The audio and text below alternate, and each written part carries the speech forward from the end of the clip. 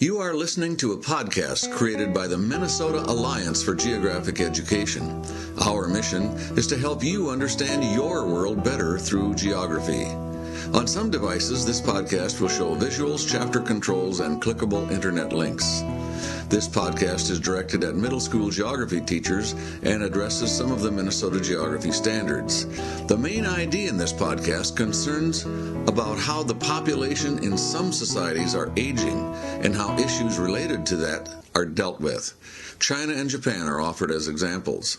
Students will understand the content better if they have conceptual knowledge of the demographic transition model, population pyramids, birth and death rates, and natural increase.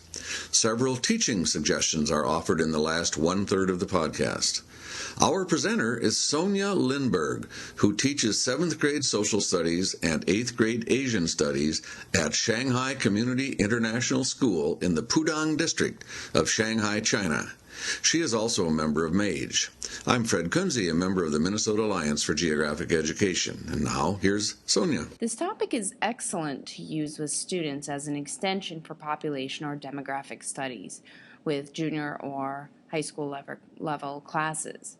It's important that students first understand basic concepts such as the demographic transition model, population pyramids, as well as things like the birth rate, death rate, rate of natural increase of populations.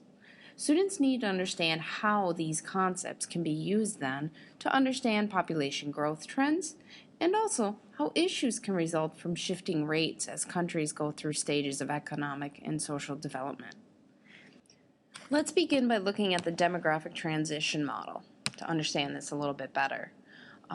When we look at stage 3 and stage 4, the birth rate drops down and levels out, close to the already low death rate. Now, in a perfect world, the population would then be stable and at natural replacement level. Sounds like a smooth transition, right? Not exactly.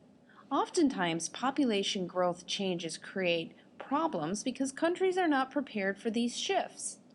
Furthermore, today countries are developing and transitioning much faster than in the 1800s in Western Europe, which this model is actually based upon.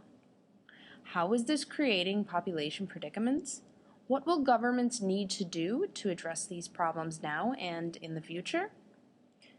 First, let's look at Japan as a case study. Japan is a fully developed country and is actually the 10th most developed country in the world as determined by the Human Development Index, which looks at economic, health, and social factors to rate and rank countries each year. Currently, the population is naturally decreasing by negative 0.2% each year. Why?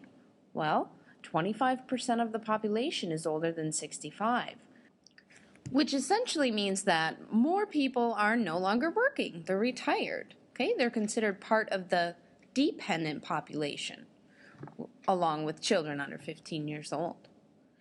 Also, in Japan, the life expectancy is one of the highest in the world at about 83 years old on average.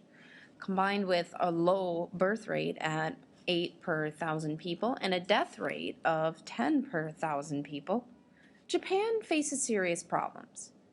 Namely, how to support the elderly dependent population and also how to maintain a highly educated workforce to replace people as they retire. Now, let's look at another country nearby which also is suffering from a population predicament with a graying population. China.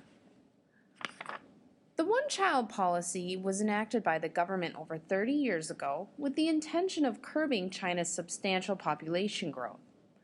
Today, the population still is increasing naturally by 0.5% each year. China is, in fact, the highest populated country in the world, at about a little over 1.3 billion people. While China is less developed than Japan, the average lifespan still has increased to 76 years old. 12% of the total population is in the 65 and older age range, but this is expected to increase substantially in the future to an estimated rate of 120 million people.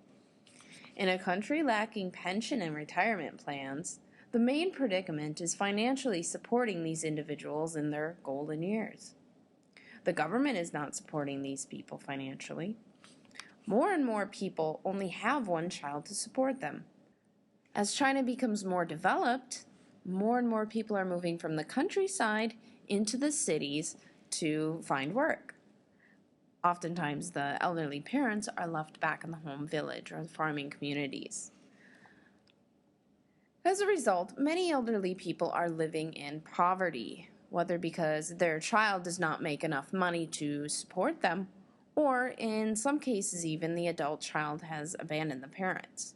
To address this, the Chinese government is easing up on the one-child policy restrictions, and more people will now be allowed to have 2 children, and with the hopes that those children will be able to hopefully support the parents as they get older.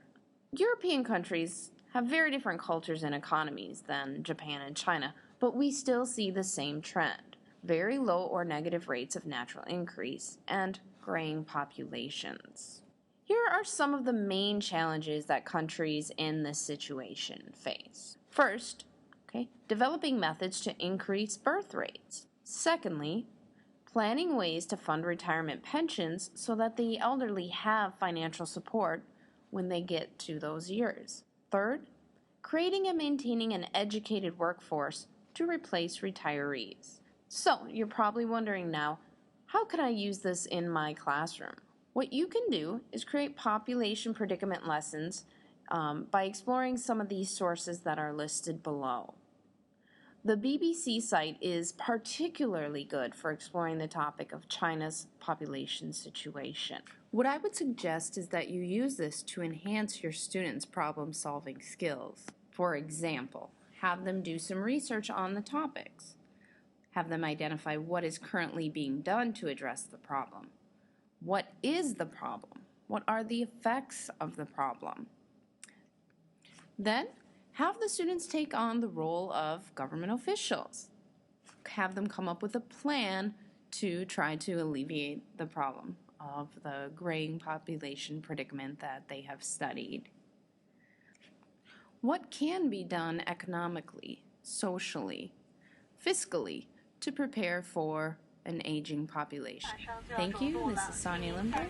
Take care. Ladies and gentlemen, our plane will be landing shortly. Please confirm that your seatbelt is securely fastened. You have been listening to a production of the Minnesota Alliance for Geographic Education. Background music is courtesy of Jim Hogue of Decorah, Iowa. The Minnesota Alliance is a nonprofit group of educators and other parties who are interested in promoting an enhanced understanding of our world through improved geographic literacy.